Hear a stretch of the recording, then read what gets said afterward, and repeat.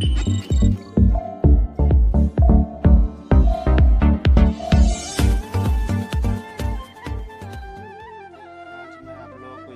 जा रहा हूँ कि नेशनल अप्रेंटिसशिप ट्रेनिंग स्कीम के पोर्टल पर कैसे रजिस्ट्रेशन किया जाता है। यह डिप्लोमा और बीटेक के स्टूडेंट के लिए बहुत ही ज़रूरी है, क्योंकि इससे उसको नौकरी मिलने में सहायता मिलती है।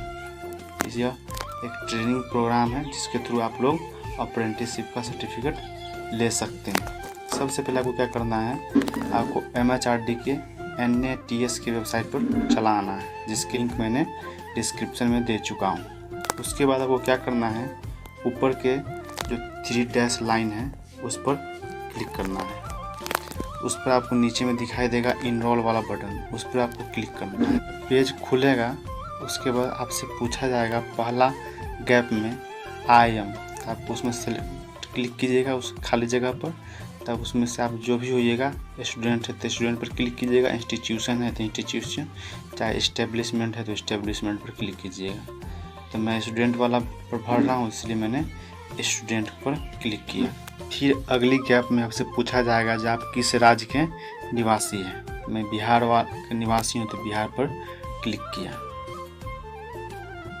फिर आपसे पूछा जाएगा जो आप डिप्लोमा या बीटेक का डिग्री कंप्लीट कर चुके हैं कि कर रहे हैं। या आप कंप्लीट किए हैं तो कंप्यूटर हैव कंप्लीटेड पर क्लिक कीजिएगा, यदि कर रहे हैं तो I am डूइंग कीजिएगा। तो मैंने यह डिप्लोमा का कोर्स कंप्लीट कर चुका हूं, इसलिए मैंने हैव कंप्लीटेड पर क्लिक किया।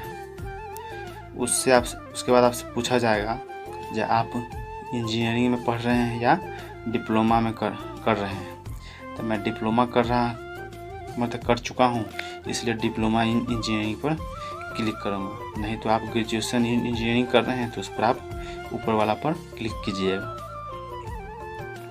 फिर आपसे पूछा जाएगा कि आप किस साल डिप्लोमा किए हैं या इंजीनियरिंग किए हैं।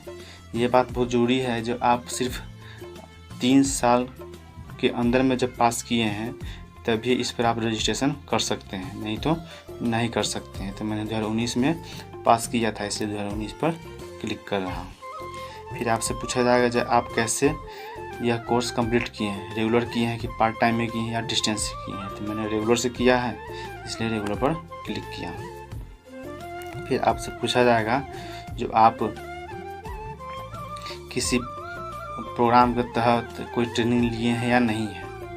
यदि नहीं लिए हैं तो नो कीजिएगा, यदि लिए हैं तो यस कीजिएगा। तो मैंने ट्रेनिंग नहीं लिया था, इसलिए नो किया।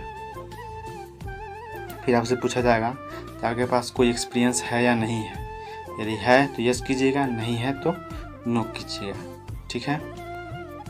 उसके बाद आपको नीचे दिखाई देगा कि आपको क्या क्या ज़रूरत पड़ेगी। आधार कार्ड, उसके बाद वैलिड पर्सनल ईमेल ID, उसके बाद मोबाइल नंबर, उसके बाद पासपोर्ट साइज़ का फ़ोटोग्राफ आपको चाहिए। फिर बैंक अकाउंट का डिटेल चाहिए और डिग्री सर्टिफिकेट या प्रोविजनल सर्टिफिकेट या मार्कशीट आपको ज़रूरी है इसमें देने के लिए। तो उसके बाद आप नीचे में आई हैव डाटा पर क्लिक कीजिएगा।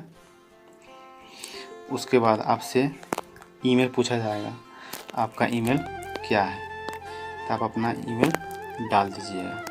सेंड OTP पर क्लिक कीजिएगा। उसके बाद आपके ईमेल पर OTP चला आएगा। OTP डालने के बाद आप कंटिन्यू पर क्लिक कीजिएगा।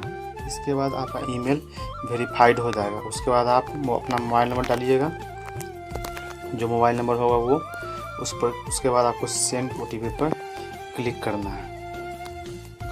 फिर आपसे 1 टाइम पासवर्ड मांगा जाएगा, तो अपना 1 टाइम पासवर्ड इसमें फिल कर कीजिएगा। मोबाइल का OTP डालने के बाद फिर से आप कंटिन्यू पर क्लिक कीजिएगा। उसके बाद आपसे स्टूडेंट का नाम पूछा जाएगा, जो नाम होगा वो डालिएगा इसमें, जो सर्टिफिकेट पर नाम होगा वही डालिएगा। उसके बाद आपसे पासवर्ड पूछा जाएगा, जो क्या पासवर्ड रखना चाहते हैं इसमें लॉगिन करने के लिए। तो आप अपना जो मन होगा पासवर्ड वो बना लीजिएगा।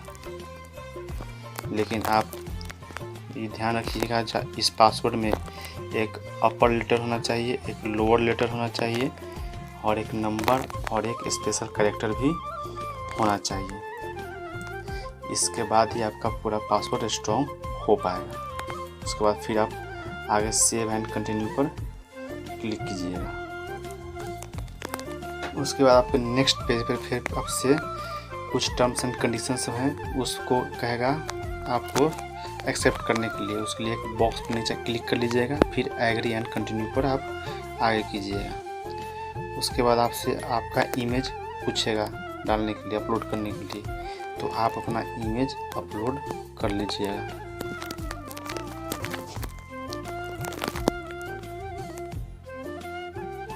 फिर आपसे पिताजी का नाम पूछेगा।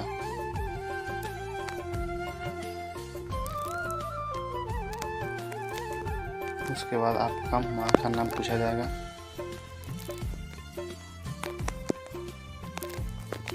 फिर उसके बाद आप डेट ऑफ बर्थ डाल लीजिएगा अपना। फिर उसके बाद अपना आधार नंबर डाल लीजिएगा। आधार डालने के बाद आप जेंडर सेलेक्ट कर लीजिएगा।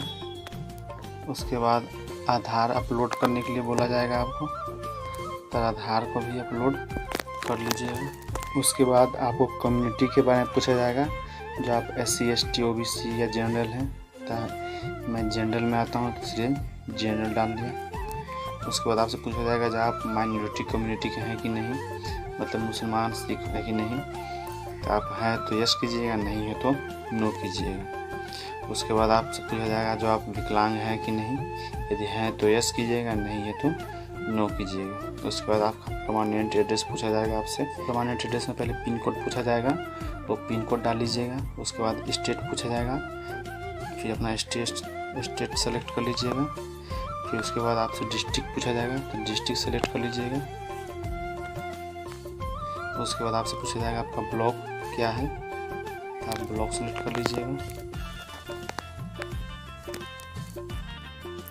उसके बाद आपसे गांव का नाम पूछा जाएगा, तो गांव पर डाल लीजिएगा। इस बॉक्स में टेम्परेरी एड्रेस के बारे में पूछ रहा है।